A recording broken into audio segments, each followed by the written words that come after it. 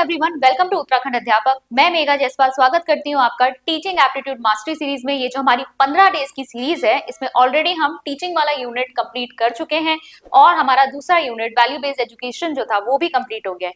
आज हम अपना नेक्स्ट यूनिट देखेंगे जिसमें हम डिसिप्लिन के विषय में बात करेंगे। इसके साथ साथ हम एक और टॉपिक आज यहाँ पे कवर कर देंगे जो कि है आपका रीजंस फॉर ड्रॉप आउट्स, जहां पर हम स्कूल में क्यों ड्रॉप आउट ज्यादा होते हैं उसके बारे में देखेंगे।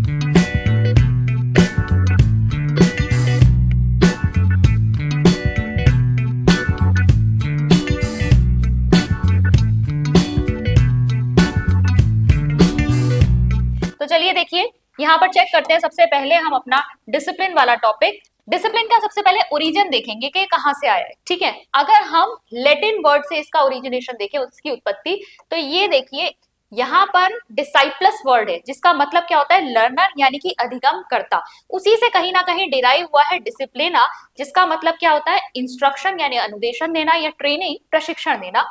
वहां से इसकी उत्पत्ति हुई है। लेकिन अगर हम इंग्लिश वर्ड से देखें तो इंग्लिश वर्ड है एक डिसाइपल, जिसका मतलब होता है प्यूपिल यानी छात्र। वहां से इसकी उत्पत्ति हुई है। इस तरह के क्वेश्चंस आपसे पूछ ले जाते हैं, जैसे वैल्यू आपसे पूछा गया था कहां से इस वर्ड की ओरिजिनेशन हुआ है, ये आपका आया हुआ क्वेश्चन है। तो इसीलिए इस तरह के जो टर्म्स है वो भी आपको पता होने चाहिए। अब देखेंगे, अगर हम नैरो मीनिंग देखें, एक संकुचित अवधारणा देखें कि डिसिप्लिन या अनुशासन को हम कैसे समझ सकते हैं, तो ये क्या है, रिप्रेशनिस्टिक, दमन से नियंत्रित है। सामने वाला हमको बताएगा, हम किसी अथॉरिटी के अंदर है, वो हमें बताए और उसके द्वारा जो है हमें वो रूल्स फॉलो करने होंगे। तो इसमें क्या है, इसमें दंड का भी प्रावधान है। अगर आप जो नियम आपको बताए गए हैं उनको आप फॉलो नहीं करोगे तो आपको यहाँ पनिशमेंट भी मिल सकती है। यहाँ पर अगर हम देखें इसका ब्रॉड मीनिंग, अगर अनुशासन का एक विस्तृत अवधारणा अगर हम देखें तो ये इंप्रेशनिस्टिक है, यानी मुक्ति और प्रभाव पर आधारित है। यानी एक टीचर को बच्चों के सामने एक ऐसा आदर्श के रूप में प्रस्तुत होना चाहिए कि बच्चा आपके व्यवहार से प्रभावित होकर अपने अंदर खुद वो उस व्यवहार को लाने की कोशिश करे।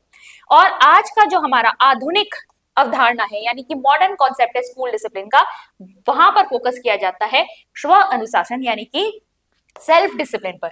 मतलब अनुशासन जो है बच्चे के अंदर से आना चाहिए, बच्चा खुद से अनुशासन में रहने की कोशिश करे। इसके लिए हम क्या करते हैं, बच्चों के लिए ज्यादा से ज्यादा को करिकुलर एक्टिविटीज का अरेंजमेंट करते हैं या बच्चों को रिस्पॉन्सिबिलिटी वाले कार्य देते हैं। जब बच्चों को आप जिम्मेदारी वाले कार्य देंगे तो बच्चे अपने आप जो है अपनी जिम्मेदारी को समझते हुए डिसिप्लिन मैनर में काम करते हैं।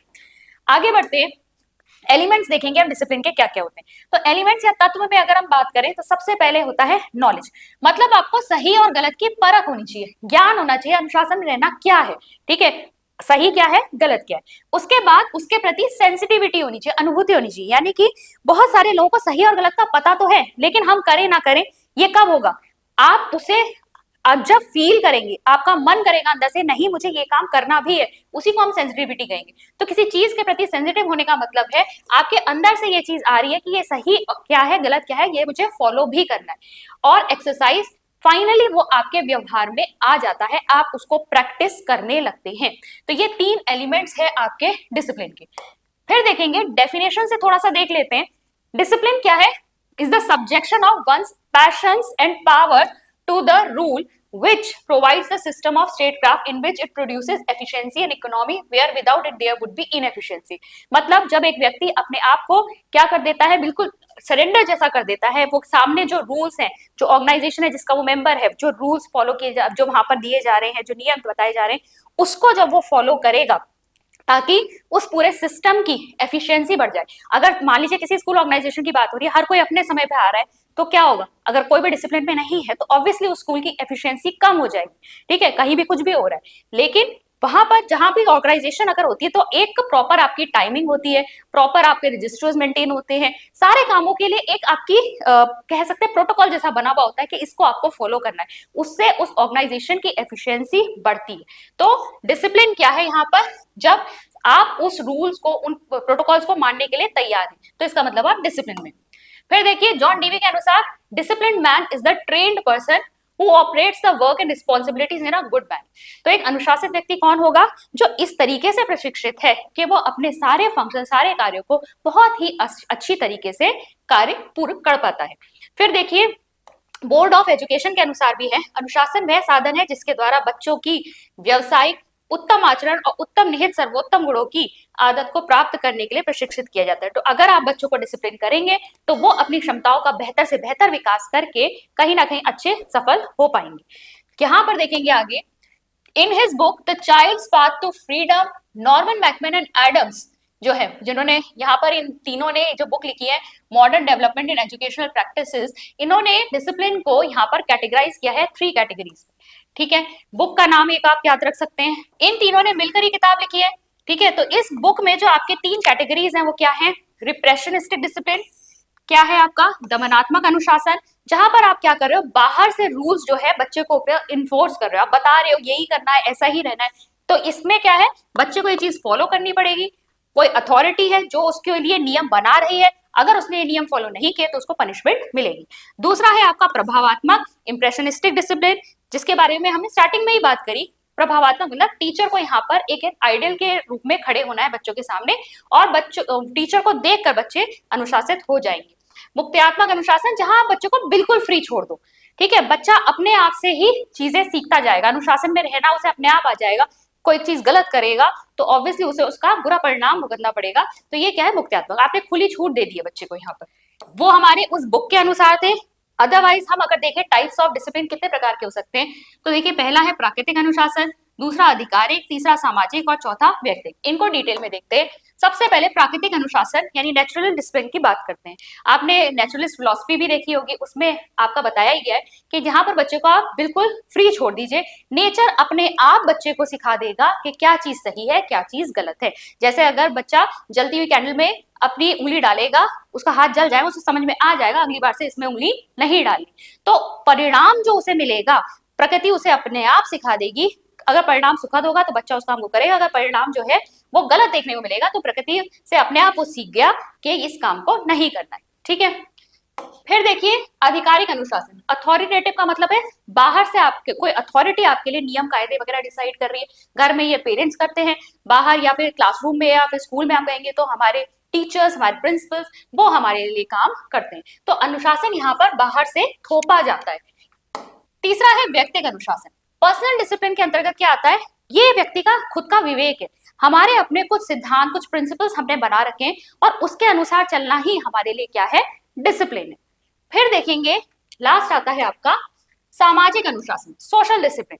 देखिए समाज में भी बहुत सारे नियम कायदे वगैरह बने हुए हैं और लोग क्या करने की कोशिश करते हैं, उन सामाजिक नियमों के हिसाब से ही चलने की कोशिश करते हैं। क्योंकि अक्सर क्या होता है, सामाजिक नियमों के हिसाब से चलो तो आप एक्सेप्टेबल होते हैं, कोई काम आप समाज के नियमों से बाहर करने की कोशिश करोगे तो आपको कई बार समाज के विरोध का भी सामना करना पड़ता है। तो समाज में जो कुछ सेड नॉर्म्स है, कुछ नियम कायदे बने हुए हैं, वो भी आपके लिए एक तरह के डिसिप्लिन का ही काम करते हैं। अब देखिए कक्षा में अनुशासनहीनता के क्या कारण हो सकते हैं, क्यों अनुशासनहीनता आती है। अभी हम क्लासरूम में बात करें तो क्लासरूम में क्या होता है, एक तो लैक ऑफ इंटरेस्ट, बच्चे की रुचि नहीं है।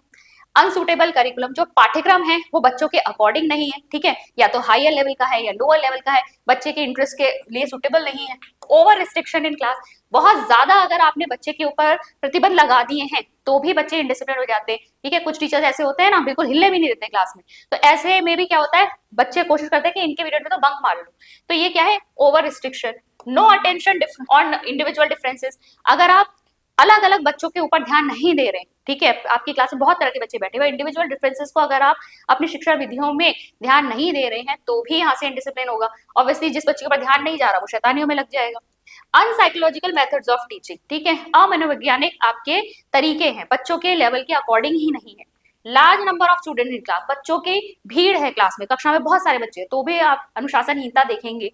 Over competition among students of the class, बच्चों के अंदर ही बहुत ज्यादा प्रतिस्पर्धा की भावना है। अच्छी प्रतिस्पर्धा होनी चाहिए, ठीक है, गुड कॉम्पिटिटिव स्पिरिट होनी चाहिए, लेकिन अगर इससे भी ज्यादा बहुत ज्यादा एक दूसरे से जेलेसी है हो रही है इससे, तो ये खराब होता है, इनडिसिप्लिन का कारण बन सकता है। And lack of good teachers, अगर शिक्षक अच्छे नहीं है तो भी कक्षा में अनुशासनहीनता होती है।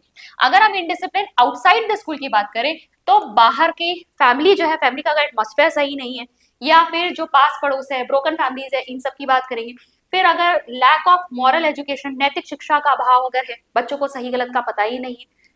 बैड हैबिट, बुरी आदतें हैं अगर बच्चों के अंदर, उनकी संगत खराब है। फेवरेटिज्म, पक्षपात अगर हो रहा है, ठीक है, बच्चों के आस मतलब फैमिली भी में भी हो सकता है और किसी के द्वारा भी हो सकता है। अगर किसी बच्चे को ज्यादा अच्छा माना जा रहा है, कुछ बच्चे जो है उसको हमेशा लेफ्ट आउट किया जा रहा है, तो भी इनडिसिप्लिन आता है।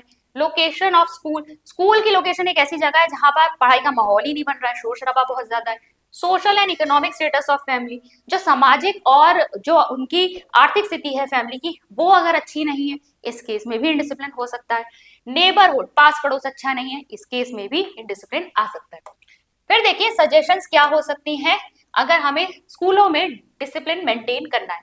एक तो होता है कंस्ट्रक्टिव डिसिप्लिन, सृजनात्मक अनुशासन, बच्चों के अंदर हमें अनुशासन का सृजन करना है, सेल्फ डिसिप्लिन भी लेकर आना है उनके अंदर। दूसरा है आपका प्रिवेंटिव डिसिप्लिन, पहले से ही बच्चों को खराब चीजों में जाने से रोकिए, अनुशासनहीनता आने ही मत दीजिए।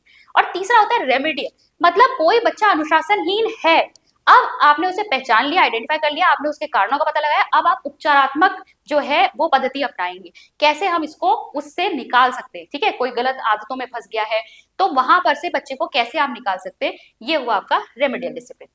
कुछ सॉल्यूशंस यहाँ पर दिए हुए हैं, ये देख सकते हैं क्या किया जा सकता है।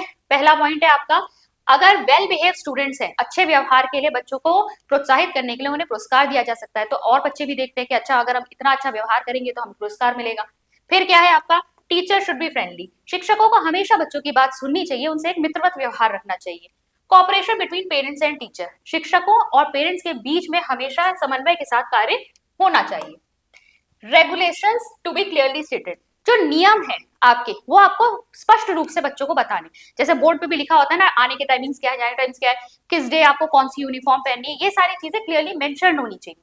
उसके अलावा involving students in decision making, बच्चों को भी निर्णय लेने में आप क्या कीजिए, इन्वॉल्व कीजिए, भागीदारी उनकी करवाइए, इससे बच्चों के अंदर रिस्पॉन्सिबिलिटी की भावना आती है। काउंसलिंग फॉर डिफिकल्ट स्टूडेंट्स, अगर बच्चे जो हैं कुछ मुश्किल टाइप के बच्चे जिनमें कुछ प्रॉब्लम्स है तो उनके लिए काउंसलिंग की जा सकती है।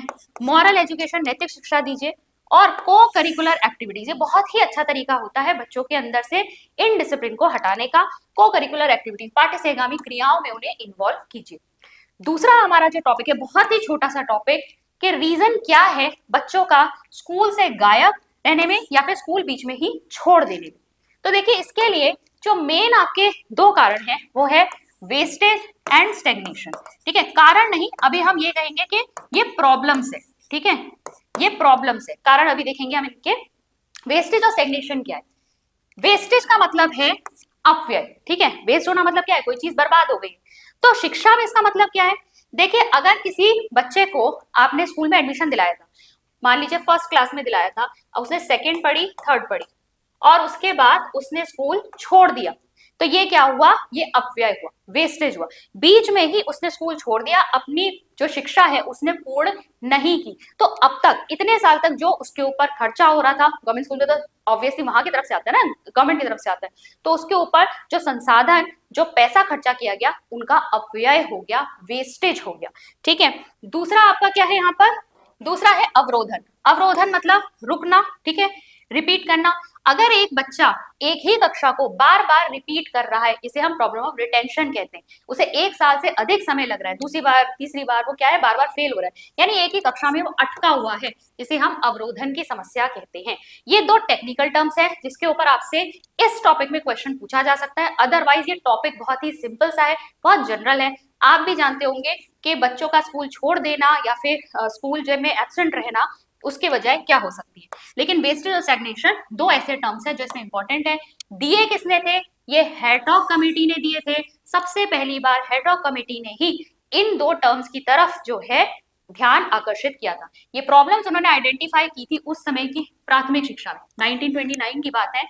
उस समय जब प्राथमिक शिक्षा की समीक्षा के लिए इन्हें बोला गया तो इन्होंने दो प्रॉब्लम्स आइडेंटिफाई की, वेस्टेज एंड स्टैग्नेशन। ये टर्म्स भी इन्होंने दिए, इनकी डेफिनेशन भी इन्होंने दी, और ये आपको पता होनी चाहिए। फिर देखेंगे स्टैग्नेशन का मीनिंग हम देख चुके हैं। ठीक है, एक ही कक्षा में बार बार बच्चा रिपीट कर रहा है। अब देखिए इसके कारण क्या हो सकते हैं। कारण है इसकी pathetic conditions of school, schools की कंडीशंस अच्छी नहीं है, वहां पर प्रॉपर फैसिलिटीज अवेलेबल नहीं है, तो ऑब्वियसली बच्चे स्कूल जाएंगे ही नहीं, जब उन्हें वो माहौल ही नहीं मिल रहा, वो फैसिलिटीज ही नहीं मिल रही, तो यहाँ पर बच्चा जो है स्कूल छोड़ देता है बीच में। प्रॉब्लम ऑफ फॉल्टी करिकुलम, पाठ्यक्रम इतना रुचिपूर्ण नहीं है कि बच्चे का स्कूल में मन लगे। ठीक है, तो बच्चा जी चुराने लगता है, ऐसे में बच्चे जो है या तो पीरियड बंक करेंगे, एब्सेंट रहेंगे, या फिर स्कूल छोड़ देंगे।